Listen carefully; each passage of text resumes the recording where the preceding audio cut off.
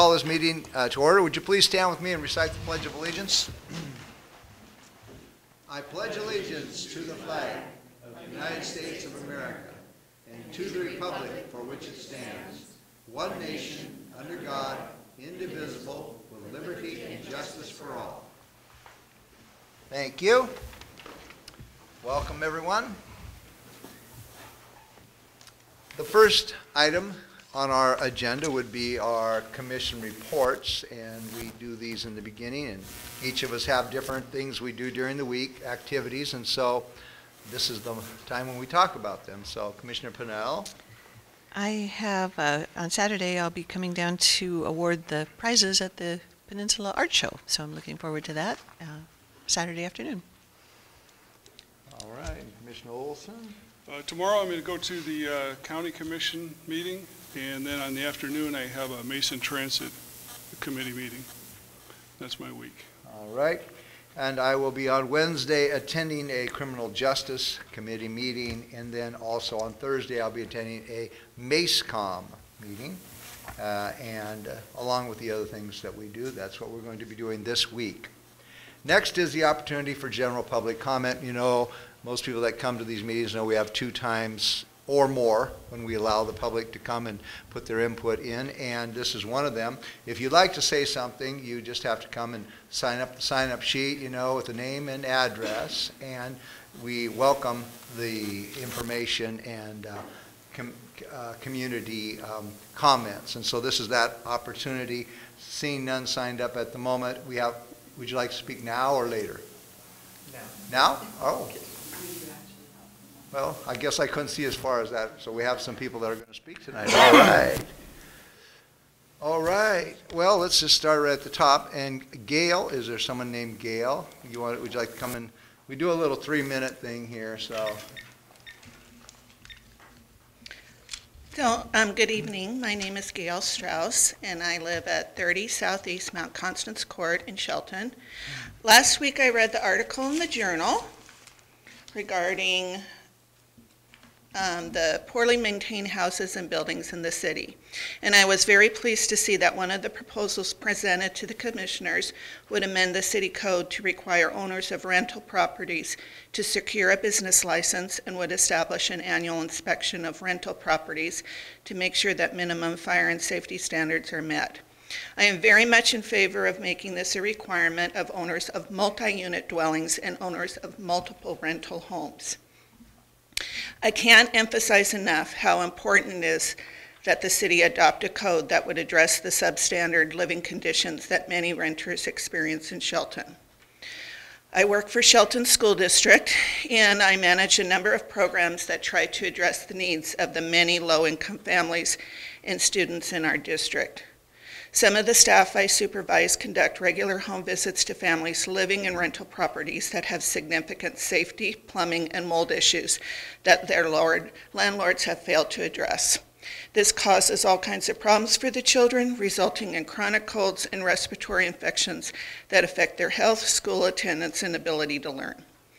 As much as I was encouraged to read about this proposal, I was also discouraged to read some of the comments attributed to Mayor Krantz. The Journal reported that the mayor doesn't favor government requiring annual inspections of rental properties, and quoted Mr. Krantz saying, "I don't think we need to go that far, that's overkill." The article also noted that the mayor pointed out that he owns multi-unit properties in Shelton. Recently, the city commissioners held public comment on a bikini barista issue. Currently, bikini barista espresso stands don't exist in Shelton. I watched that council meeting on YouTube, and I find it perplexing that the mayor was adamant during that meeting about the need to protect the youth of our community from being exposed to a bikini barista espresso stand, but now thinks it would be overkill to ensure that landlords be required to have an annual inspection of their properties. Although there are many responsible landlords in Shelton who keep their properties well maintained and safe, unfortunately, not all landlords follow that standard. I strongly encourage the commissioners to proceed with exploring the proposals that Mr. Goins has presented to them. Substandard rental housing is real and exists in our community. Shelton's residents and their children would no doubt benefit greatly from improved living conditions, and amending the city code to address substandard rental housing will strengthen this community. Thank you. Thank you very much, Gail, for your comments. Next, we have, it looks like Marlene. Marilyn. Okay. Commissioners, my name is Marilyn Vogler. I live at 420 East Poplar. I want to speak to you about the proposal to encourage homeowners to clean up property, clean away trash, refuse that remains. I want you to know I really support taking this kind of action. When the Huff and Puff was closed last summer because of fire danger, I walked my dog around town, and we walked through some areas that really need cleaning up. And so I hope it's a go. But I would ask you, as you think about how to implement this, to think about an approach that encourages people to participate in keeping the city clean, rather than one that simply penalizes them for not doing so. And I want you to think about why trash accumulates at particular locations. Sometimes it's just people who are trashy. But I think sometimes, too, there are other causes. When I think about myself, I have a pickup truck. If I have something I want to get rid of, I'm physically able to put it in the back of my pickup truck, and I have the money to buy gas, to drive my truck to the landfill, and to pay the fee for getting rid of it. But in a lot of ways, I'm lucky that I have those resources. And I think one of the reasons trash accumulates is that there are people who don't have all these resources available to them. Perhaps they're elderly, have no family in the area to help. Perhaps they have a disability. Maybe they have some other chronic physical or mental illness that makes it difficult for them to deal with routine kinds of cleaning up. Maybe they're financially unable to pay to haul things away. And maybe it's just gotten to the point that it's been long enough, it's overwhelming. And so, as you think about ways to implement it, I hope you'll consider a grace period during which the city does at least 3 things. I'd like to see you work with volunteer groups around the city to get people in to help homeowners, residents, clean up their property. People able to pick up and haul and carry and do that kind of work. I hope you'll run trucks, and I don't know whether it would be city trucks or whether it would be a fleet of volunteers with pickup trucks. Run them around the neighborhoods, pick up garbage, pick up trash, let it be dumped at the refuse center without charge. Okay. And third, if this grace period could extend for 3 weeks, a month, well before that time is up, notify individuals who haven't met the requirements so that they know they're on the list. And at the end of the grace period, ticket and enforce, because I think it will help Shelton be a better place for all of us to live. Thank you. Thank you very much. Appreciate your comments. And Mr. Forrest Cooper.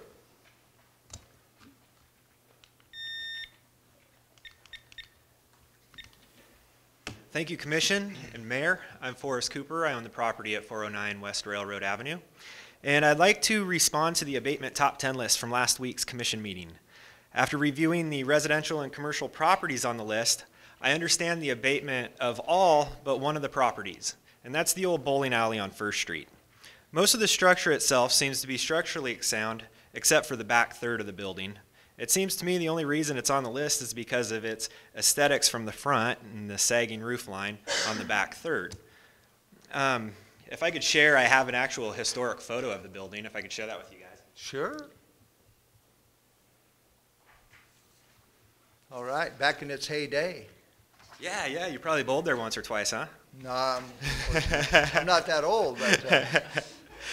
Well, as you can see, the building has a wonderful historic value to our community, and I would like to see it removed from the top 10 abatement list.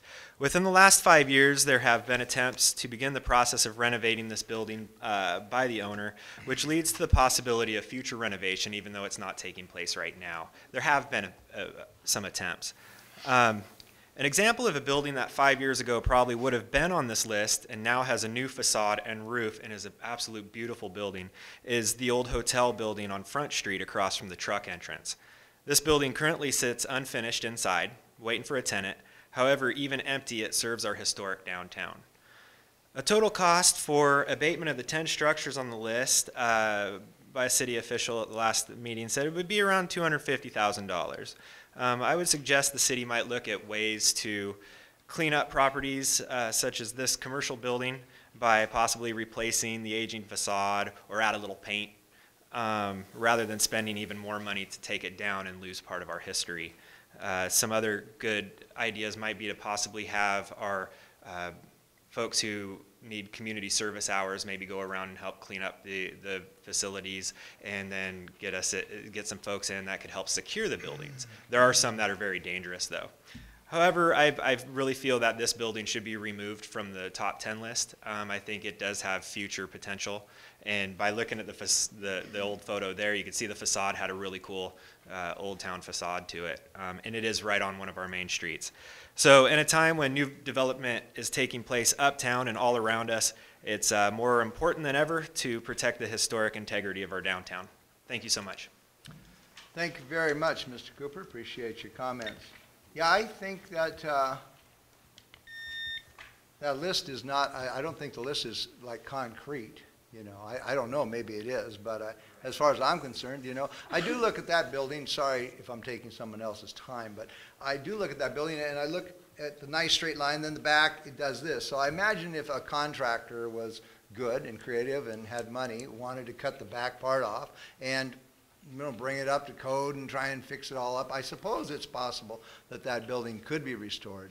But if it's just left kind of what it is right there, it isn't looking very attractive right now. So I think this commission is open to think more about that. And by bringing comments forward, that's what kind of spurs our thinking ability or whatever. And so I don't know what would be the process to do that, but I would be open that something, you know, part of it, you'd have to have somebody with money that wanted to take on the project, because this goes year after year after year, you know. So if you were thinking you might like to do that, then maybe we could pop that right off the list, because I don't think we want to, the city itself wants to go through the expense of tearing it down. If there was somebody that could actually fairly quickly step up and says, okay, and so I guess that. My thought was more about like if the city could help out with paint or a facade, something that's visually aesthetic, not anything that has to do with the actual structural integrity of it. We will talk about it. Thank you very much for your comments.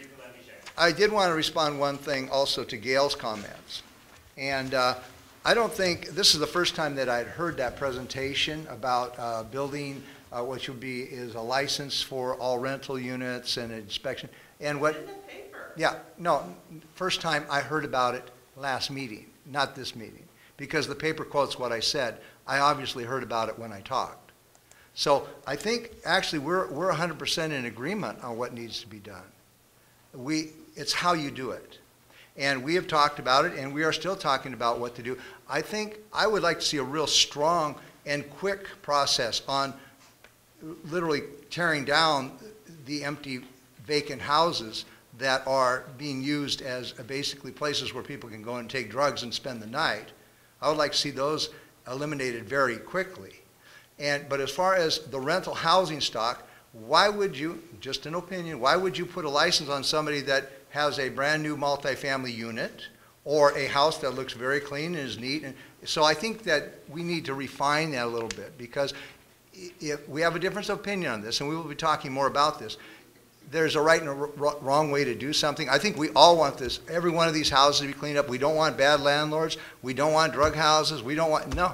What, I'm not going to stand up and say I want that stuff. So I think it's developing a conversation and an opportunity to hear all groups involved in the city and people that are working towards the same goal, and that's to have a wonderful place of Shelton where you work and you live. So I think we all do want to clean up bad homes and bad landlords and hoarders and things like that. It's how you do it. That's in the vehicle, and how you do it is where we are having that conversation, and your comments are well taken, and we will put them into our conversations on what we are going to be doing over the next month or so as we develop a policy that we can address that. So hopefully that is semi-clear.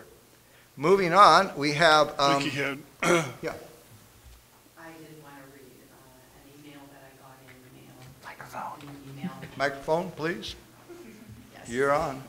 I did receive an email from Deb Nielsen. She's the Executive Director of Mason County Shelter, and she sent me an email and wanted her email read into the record.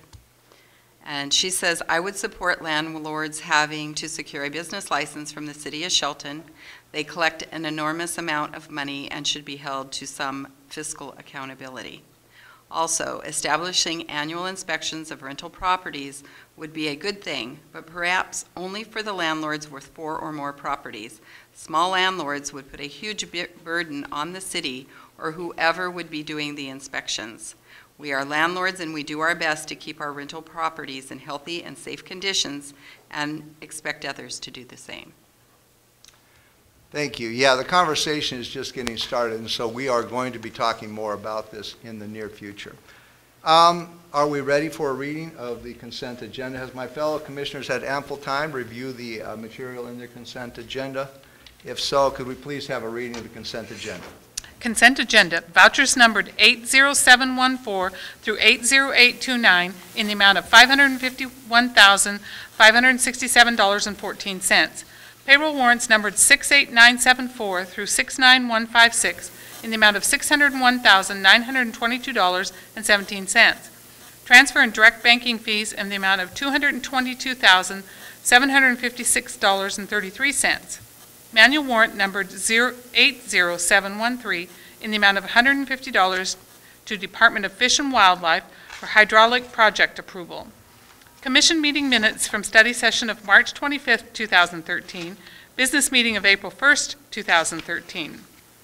IGA number 19, amendment number 1, Dayton Airport water design. Authorize the mayor to sign when Washington State Patrol has completed their signing process and returned. IGA number 20, amendment number 1, Dayton Airport water construction. Authorize the mayor to sign when Washington State Patrol has completed their signing process and returned. Is there a motion to approve the consent agenda as read? I move we approve the consent agenda. Second the motion. There's been a motion and a second. All those in favor signify by saying aye. Aye. Aye. Opposed? The motion carries.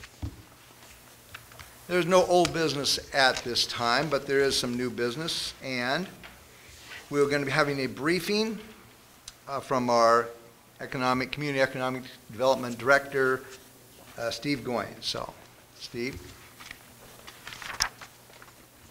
Thank you, Mayor and Commissioners. We touched on this item back in March. We have an annual process to approve a docket for our comprehensive plan amendments for an annual review of that document. This is done in concert with state requirements that limit the amount of reviews you can do to one time annually.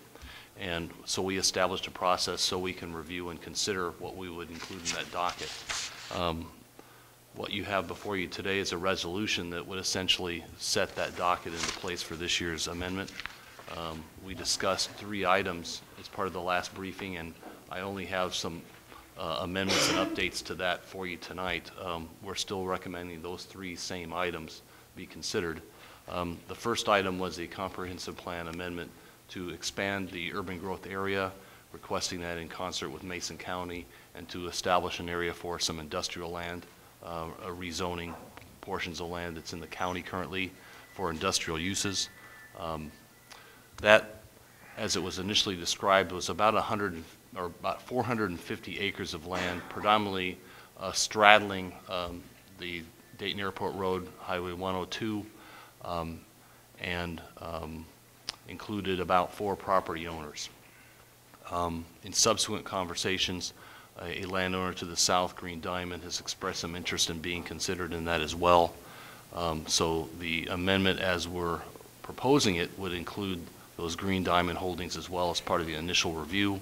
That's not to say that's ultimately what we would adopt, but that would be part of what's being considered for this, this amendment for this year.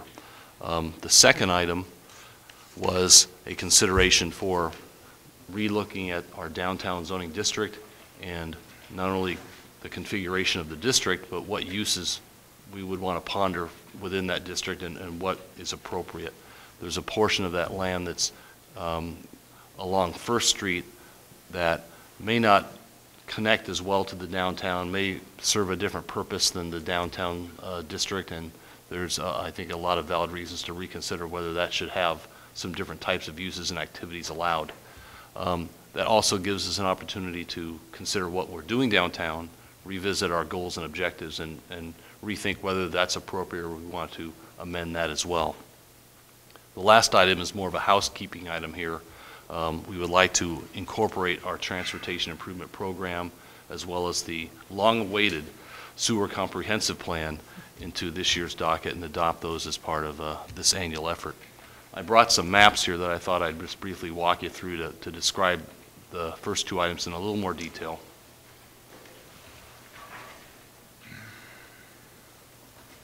As you can see, this is Sanderson Field. The yellow line that's indicated here is our current urban growth boundary. What would be contemplated is expanding that boundary to include this area that's in blue here. This is Dayton Airport Road, SR 102. You're probably familiar with the county landfill. This is the location of the new racetrack that's out that way. This is the current location of the corrections. And just as an added item, just to give you some bearings and consider what's here, this is the location of the State Patrol Academy. These are the buildings and housing up front. To the south, you can see they have their test track where they do their skids and all the different little things they do. Some years ago, they purchased this land, and that's under State Patrol ownership as well. I think they envision eventually expanding those facilities, and that would be included in this proposal as well. So that is the land that's being discussed for that urban growth area boundary expansion. This map is hard to see, but you're pretty familiar with the downtown.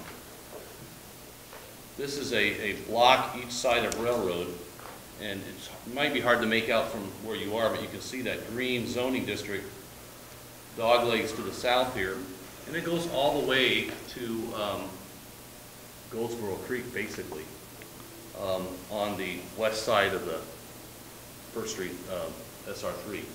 And it's this dogleg portion here that we think we may want to reconsider whether the like uses that we are proposing downtown, are they as well suited in that area, or is that more auto-oriented than the downtown is?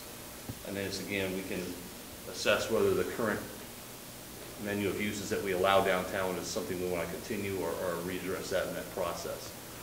Our primary focus, though, is to reconsider what's appropriate in that area there and try to encourage some redevelopment in that area.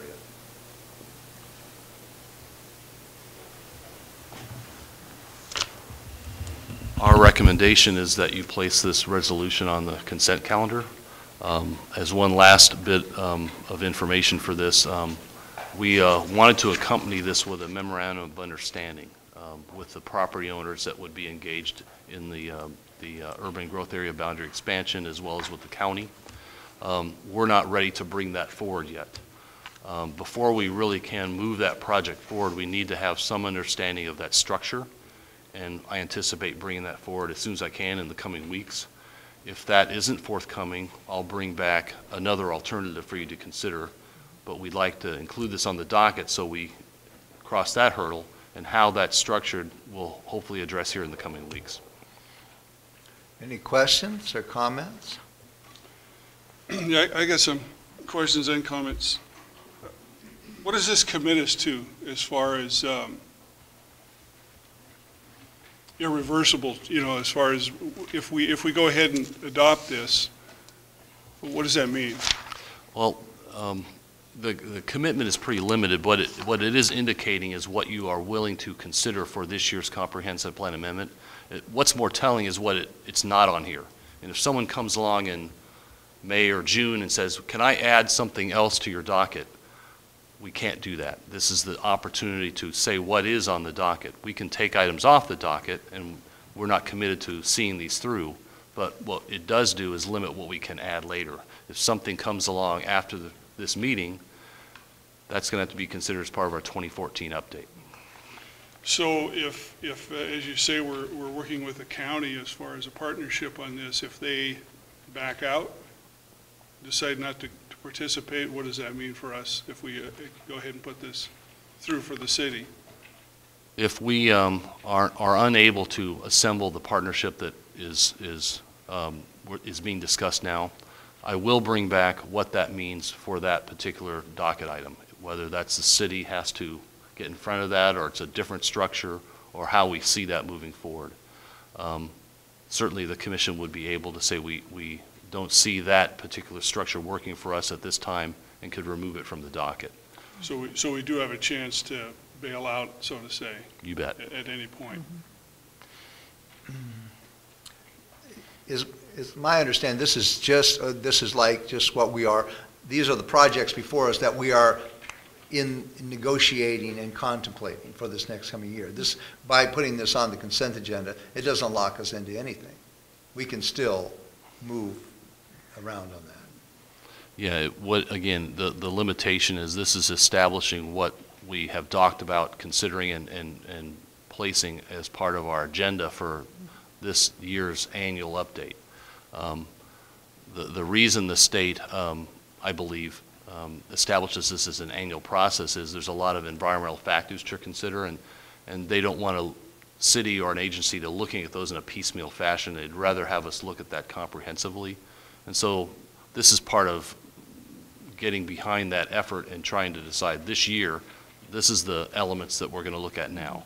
And that's not a moving target for us. We've established what it is. So the next time you come back to us then with the MOU, at that point you would have a commitment from the county?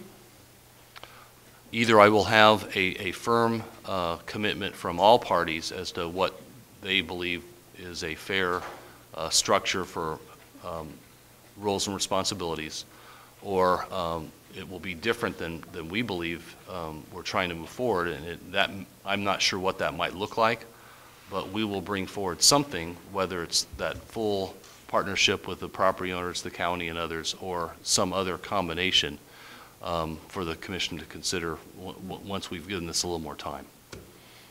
Well, one of the concerns I'm having along this line is according to both the city and county's aquifer maps, it's right smack in the middle of it.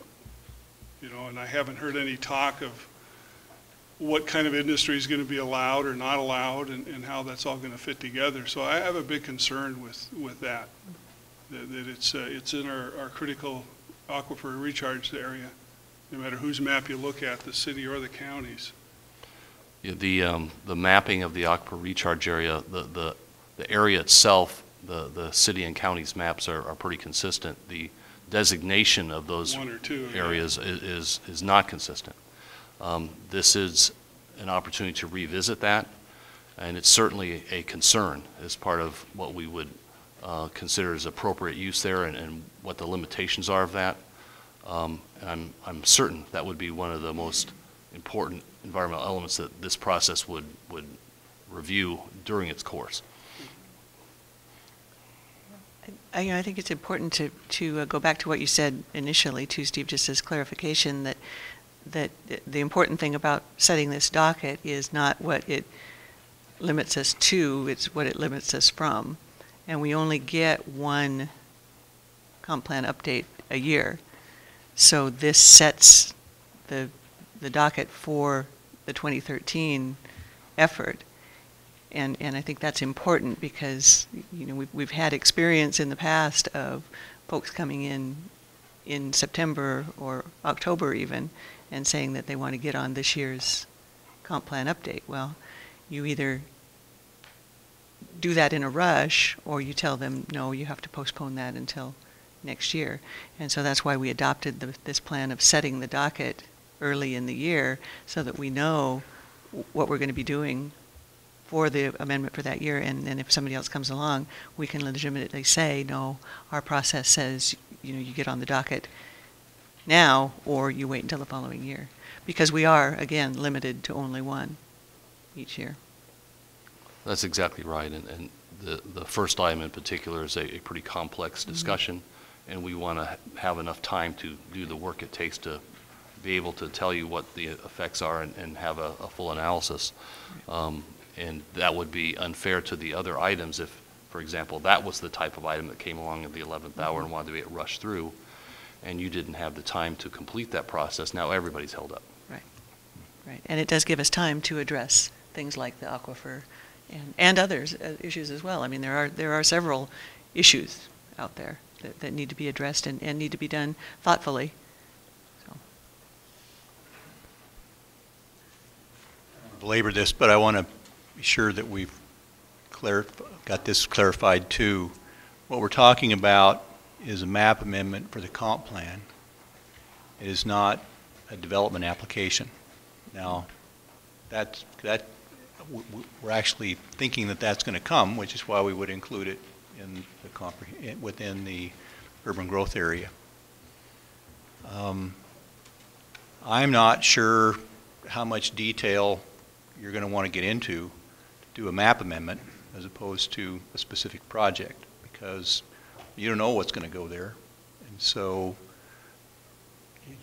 And if you want to get that done, that's going to be more costly. And I was thinking that you would do that when you started making decisions about the, more specific decisions about the realm of possibilities.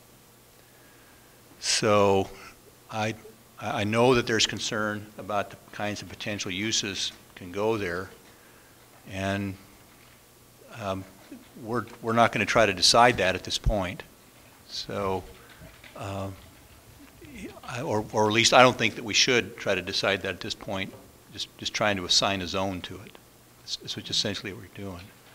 What it does do is it does fix the zoning to where you can say what kinds of uses are within the realm of possibilities. As Steve just talked about, the prison, the transfer station for refuse, the racetrack. There's also the state patrol and the airport. So there are already a lot of business or industrial, high impact uses out there now. There is an incentive to put houses in there, and eventually, not that soon, not for at least another generation or two, this lands will come into the city. We've already got utilities extended adjacent to them. What you don't want is to be getting phone calls from people complaining about the racetrack waking them up on Saturday morning, or the fact that trucks are driving by. So what it allows us to do is set the appropriate zoning for what's already established in the area. And then when you decide what you want to do within that zoning, then that's when you do the bulk of the environmental studies. I think, have I got that? How much environmental are we going to do now, Steve? Maybe I should have asked that to start with. Well, there is some sort of macro environmental issues that we'll need to address. There's minimum stormwater requirements that you want to protect critical resources. You'll want to ensure that, for example, that you've analyzed the traffic this would generate and that you've got a plan to address that through a concurrent process of meeting the what is driving the traffic increases through development with road improvements that will keep pace with that.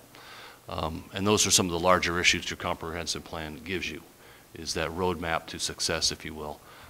In this case, there may be, as an outcome, some policy direction on the type of industrial uses you allow, given the sensitive nature of the land, that it's over a critical aquifer recharge area might drive some limitations to that.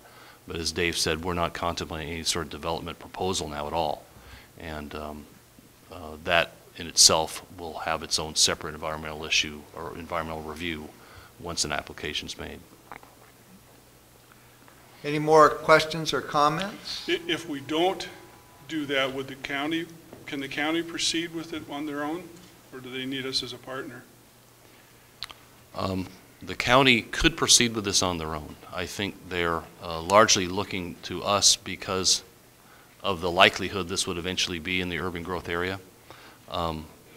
They aren't in a position to provide urban densities or the services that we provide the area. And as Dave mentioned, the direction of this area may be more suitable for this type of use than leaving it in long-term forests, or the potential that the county could allow some low residential housing in the area, which could lead to further problems down the line. Any more questions or comments? All right. Are my fellow commissioners ready to put this on the consent agenda? Is there, we'll concur that this is what we are doing. So it looks like, unless somebody's going to object to this, your plan is to put on the consent agenda for April 22nd for approval. Okay. Thank you very much for that report. And next is our administration report, and we may be changing a time on our next Monday meeting. So, Dave, would you want to address that? Or? Yes, Your Honor. Thank you. We've had a very interesting subject for just about everybody that's we've been preparing. We've had a consultant looking at a broader document, our development standards. Within that is frontage standards or sidewalks. And we on staff have been working on it, and we've got 2 proposals from commissioners, and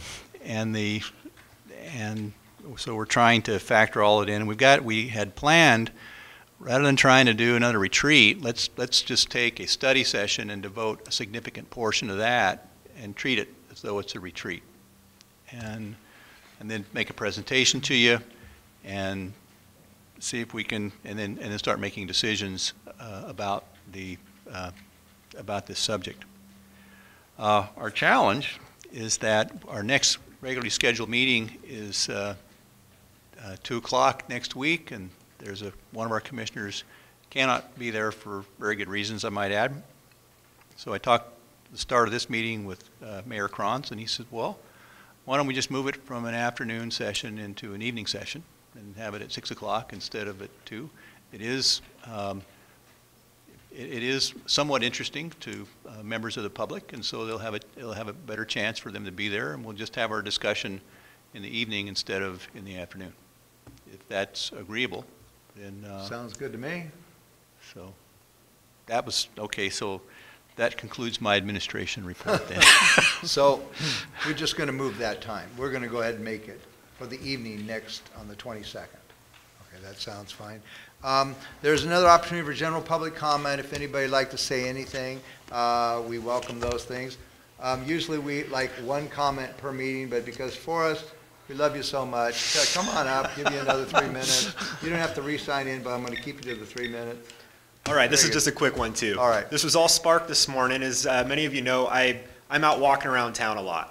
And this morning I noticed kind of a public safety concern. I was strolling with my daughter, taking her down to Neyland Park, and I'm always noticing that we have crosswalks that are kind of bizarre. You know, some of them are, you can see where they patch the road and they're not quite finished and stuff. I understand all that. Most people see those. But this one really stood out to me because I got down to Goldsboro Creek Bridge and I went to cross over the road and the train tracks and everything over to Neyland Park, and I realized that there's no pedestrian direction to get over to Neyland Park, which is one of our main parks downtown. And so I was hoping that you guys could address that some way, possibly just put a crosswalk in there, paint the road, do something, because I literally stood there with her like going, what's the safest way to go through here? And a truck, goes like this. So that was one, and then another one is right across from Domino's Pizza. There's a crosswalk that goes across First Street there that's so faded you almost can't see it. And one day a gentleman parked in it, and then I went across and had to take the stroller up and around on the curb. And I went inside and I said to the gentleman, I said, "Is that your truck?" And he goes, "Yeah." I said, "You might want to move it. You're in a crosswalk." He goes, "What? I didn't see a crosswalk out there." So that's one, and then the gal behind the counter said she works there. She said she crosses that multiple times a week and almost gets hit at least once every week. So I just wanted to bring those two safety concerns to your attention. Thank you. Thank you. I can see that our Public Works Director is writing that information down. It'll be done by 6 o'clock tomorrow morning, guaranteed. I'm sure, so. I think those will be addressed this summer when they pave. Yeah, when they repave. They'll, Yeah. you know, there's nothing to do now for them, There's- you know. I'm sure the state's aware of them. I saw the repave of that street, that's on the state, but the other one going to Neelan. If there's nothing there, will they paint? It's in the schedule. We got it. If we don't got it, he's got it now, so. All right. Enough of the humor there. Okay, administration final touches. Do we have any of those? Touches. Greg? Sure. We would like to just have a touch for briefing next week. We have a change order for a revised pavement restoration on the Dayton Airport water main project. And we need to brief you on that for next week. It involves around $445,000 of a change order for us to get the street paved. Okay. Any other administration final touches? That's it, Your All right. I just have a comment. Sure. I would like, seeing as how there's a lot of interest involved in this thing that Steve brought forth last weekend, is that maybe we can put that on a little bit more of a fast track to deal with this substandard living issue and abatement issues too, than push it back too far. So I think there's going to be a lot of interest generated again from tonight's meeting as it comes out in the paper. So that's just my comment. Just like to see it move along. I think it's, you got it on your agenda, don't you, Steve? The session that we just changed the time on, we were hoping to dedicate that meeting to the frontage improvement discussion, and we think that might take a while, and it's a pretty focused discussion. Our schedule was to have that brought back to the commission on May 6th, and I would like to have some direction on how I see we could implement these different ideas and get the commission to give me feedback on those ideas and whether you think those are successful approaches or you want to take a different tack. But that was my timing. All right. All right. So our next meeting will be on Monday, April 22nd, 2013 at 6 p.m. in the evening. This meeting is adjourned. Thank you.